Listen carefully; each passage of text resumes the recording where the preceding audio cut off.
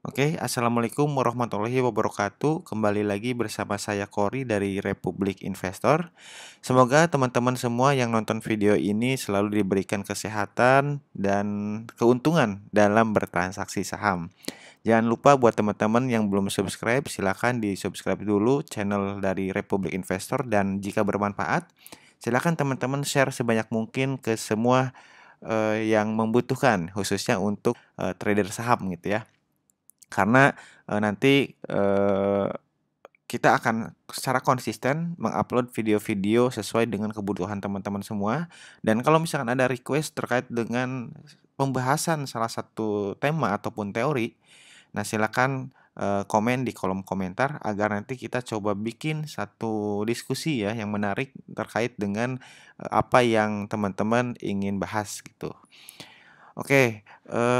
Saya pada kesempatan kali ini akan membahas sebenarnya saham pilihan apa sih yang menarik untuk minggu ini gitu. Nah, itu yang paling banyak biasanya dipertanyakan ya ketika di awal pekan gitu. Nah, kali ini saya akan coba diskusi dan sharing buat teman-teman semuanya bagaimana pergerakan indeks pada minggu ini ataupun saham pilihannya. Kira-kira sahamnya apa? Nah, jangan lupa nanti tonton sampai akhir agar nanti teman-teman bisa mendapatkan satu masukan yang barangkali bisa berguna buat teman-teman semuanya. Sebelum kita coba cari saham pilihan ya di minggu ini, kita coba lihat dulu bagaimana pergerakan indeks IHSG ya, indeks harga saham gabungan pada minggu ini. Kira-kira pergerakannya itu seperti apa dan peluangnya bagaimana gitu ya. Nah, teman-teman, kalau misalnya kita lihat dari pergerakan IHSG sendiri, memang di awal bulan November ini sangat kinerjanya sangat baik gitu ya. Bahkan sebetulnya indeks kita ini memang sudah mulai rebound dari sekitar September, pertengahan September, dari tanggal 11 September ya tepatnya. Titik balik dari pergerakan IHSG itu sendiri terlihat dari akhir September sampai dengan awal Oktober. Nah, kita lihat bahwa memang pergerakannya cukup baik. Kalaupun misalnya ada koreksi, nah itu koreksi-koreksi wajar. Ini didorong oleh beberapa sentimen yang memang menjadi faktor pendorong ya, seperti misalkan pemenangan Pilpres Amerika ya yang dimenangkan oleh Joe Biden, yang banyak pengamat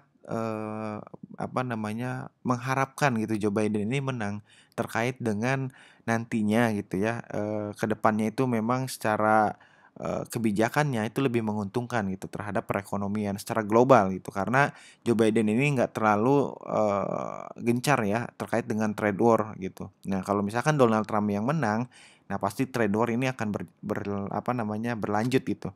Dan itu meningkatkan ketidakpastian secara ekonomi global gitu. Nah, jadi kemenangan Pilpres Amerika Serikat yang dimenangkan oleh Joe Biden ini salah satu faktor pendorong reboundnya IHSG. Pertama itu. Kemudian berikutnya adalah terkait dengan efektivitas dari vaksin ya, yang memang sudah diuji. Ada 2 vaksin yang sudah teruji dengan tingkat efektivitasnya itu mencapai 90-94%.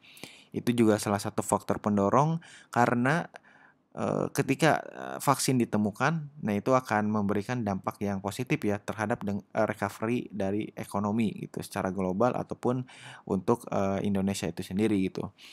Nah, 2 faktor itu yang mendorong ya dari awal Oktober kemarin gitu sampai dengan perdagangan minggu lalu ya di bulan November ya, di minggu kedua bulan November.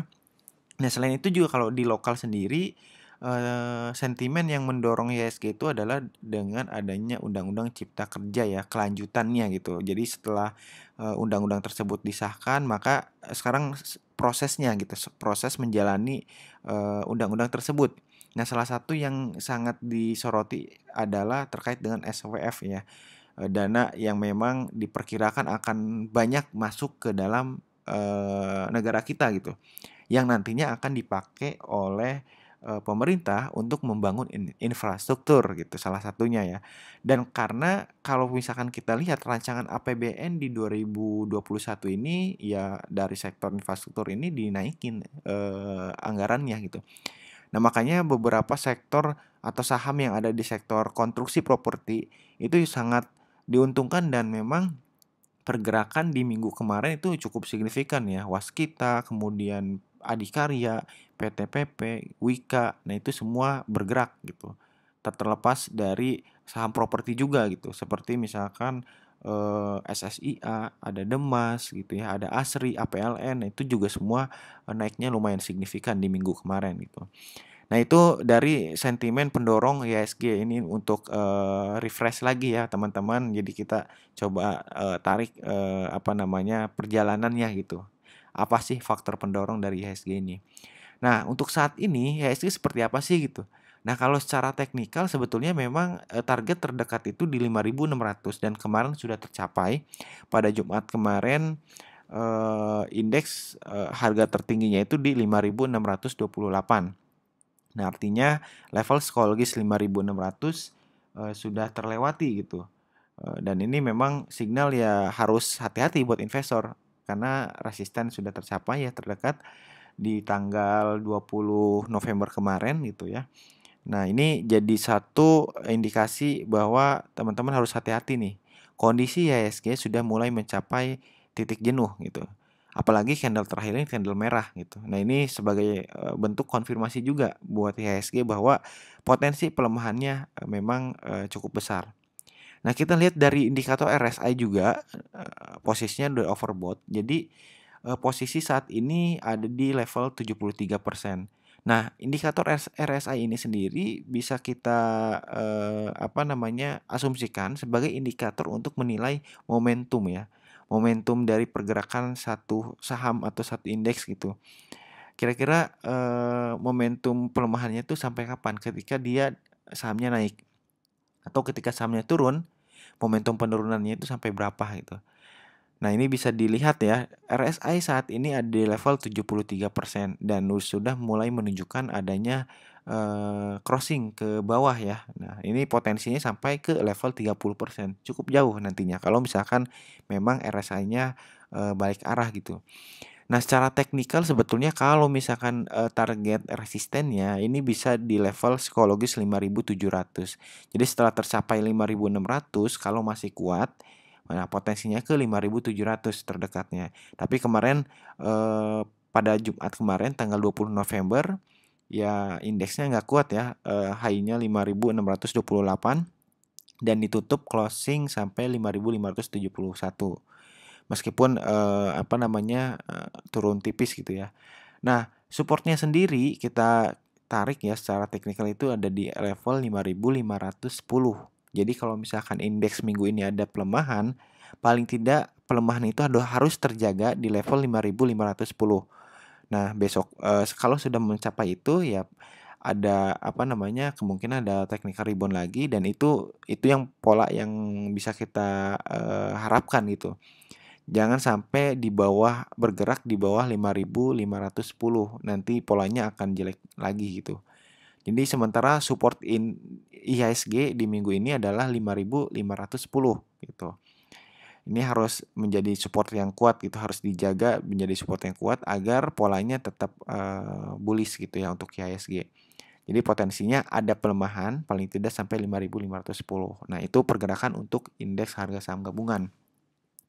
Nah, lalu pertanyaan selanjutnya, kira-kira saham pilihan apa sih yang memang kita rekomendasikan gitu? Nah, ini informasi semuanya hanya disclaimer on ya, jadi tidak ada arahan untuk membeli ataupun mempengaruhi teman-teman untuk membeli tersebut. Saya hanya sharing berdasarkan analisa gitu. Terserah teman-teman semuanya.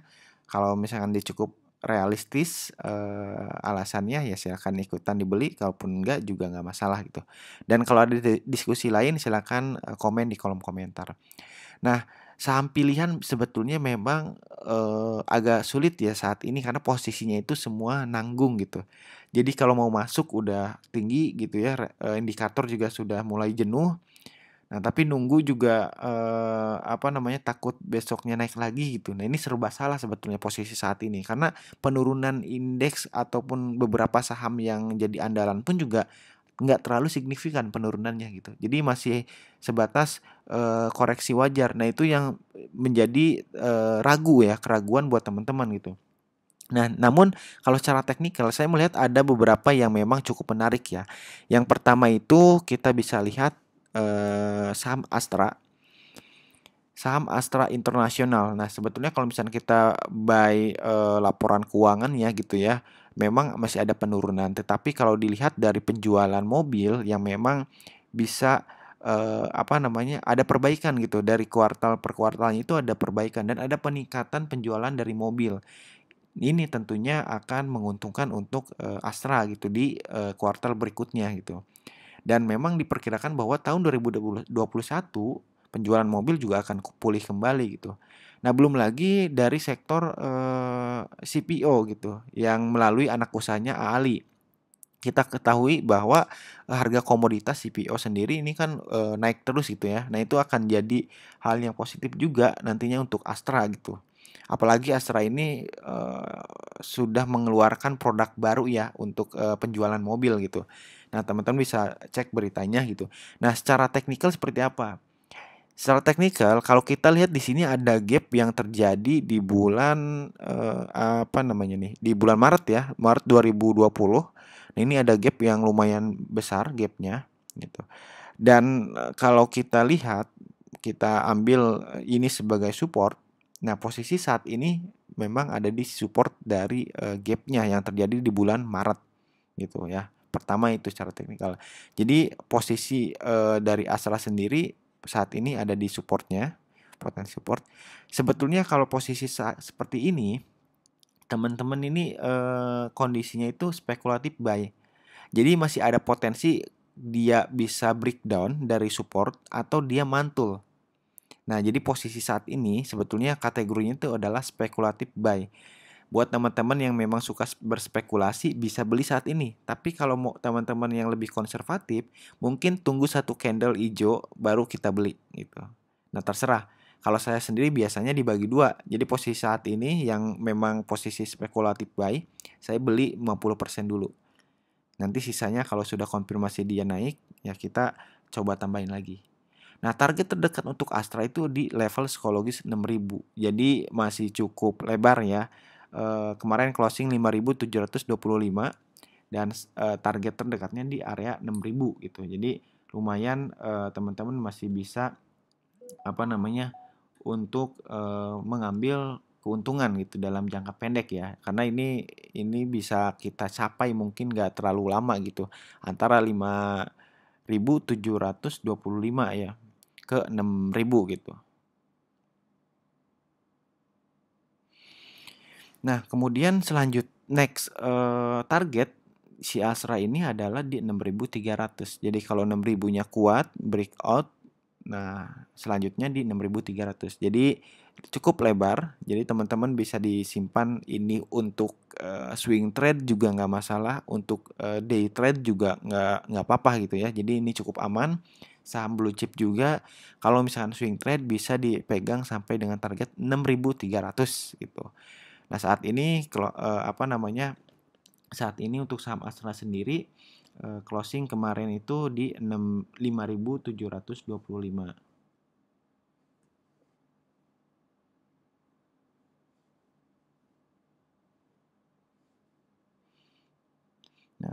Nah, jadi potensial kenaikannya sampai dengan 6.300 ini cukup lebar, sekitar 10% ya dari harga closing kemarin di hari Jumat. Jadi silakan teman-teman kalaupun misalkan mau buat swing trade atau jualan akhir tahun atau awal tahun 2021 ya ini bisa jadi pilihan untuk saham Astra. Nah, kemudian berikutnya adalah saham Pegas yang memang pada Jumat kemarin kenaikannya lumayan signifikan ya karena terjadi di sesi kedua kalau nggak salah gitu ya. Nah, ini juga jadi rekomendasi kita untuk saham Pegas gitu. Risikonya hanya di RSI gitu, risikonya ada di RSI yang memang sudah mulai masuk ke area jenuh, cuman masih belum ada tanda pembalikan gitu. Tapi kita harus hati-hati karena RSI udah mulai masuk ke area jenuh ya, 79%. Nah, tapi untuk day trading ini mungkin bisa kita andalkan atau kita manfaatkan. Pegas sendiri setelah berhasil breakout dari level 1.400 atau 1350 ya, 1340 sampai 1350 level resistennya. Nah, berhasil di breakout dan lanjut pada perdagangan Jumat kemarin sehingga closing di level 1405. Target terdekat ada di 1450. Jadi space-nya lumayan masih ada, meskipun masih sedikit lagi gitu ya kenaikannya, tapi kita bisa manfaatkan minggu besok untuk saham Pegas ya. Minggu ini untuk saham Pegas sampai dengan 1450 sampai 1500 sebagai target terdekat untuk saham Pegas gitu. Nah, ini bisa jadi pilihan buat teman-teman ya, meskipun memang harus hati-hati juga karena posisi RSI juga sudah mulai overbought. Nah, kemudian selanjutnya ada saham Excel ya, Excel Axiata. Nah, ini kalau kita lihat sebetulnya potensi dari Excel ini cukup besar juga ya, karena kalau kita gunakan moving average, misalkan pakai MA5 dengan MA20 gitu ya. Misalkan MA5, nah saya setting dulu. MA5 kita gunakan dengan MA20 gitu. Nah, ini bisa dipakai buat teman-teman.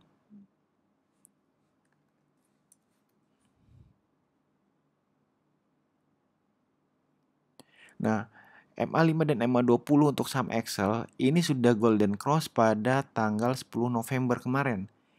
Posisi di mana dia golden cross, dan seminggu kemarin ini cenderung masih sideways.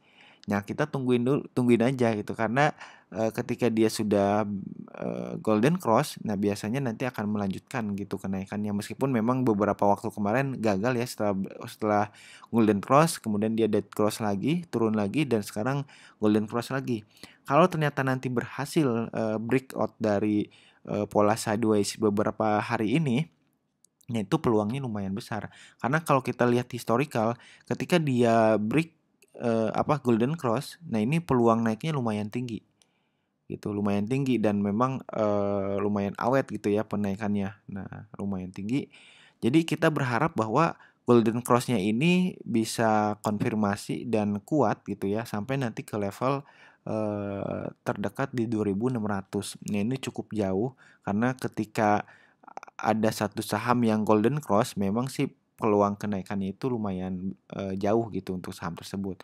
Jadi kita bisa manfaatkan Excel dengan sabar ya tentunya, karena pergerakannya nggak terlalu volatil gitu ya. Dan ini cocok kita gunakan untuk swing trade gitu. Jadi kalaupun day trade-nya belum naik, kita masih bisa sabar. Target terdekat di 2600 sampai 2610 untuk saham Excel. Nah, jadi ada 3 saham, saya ulang lagi. Yang jadi saham pilihan di minggu ini adalah pertama ada saham Astra, kemudian yang kedua ada saham Pegas, dan yang ketiga ada saham Excel. Mungkin 3 saham ini yang bisa teman-teman jadikan perhatian khusus untuk di minggu ini, karena secara teknikal peluangnya juga cukup baik dan sentimennya juga cukup mendukung untuk ketiga saham ini. Oke teman-teman, jangan lupa subscribe channel Republik Investor dan sampai jumpa di video berikutnya. Terima kasih.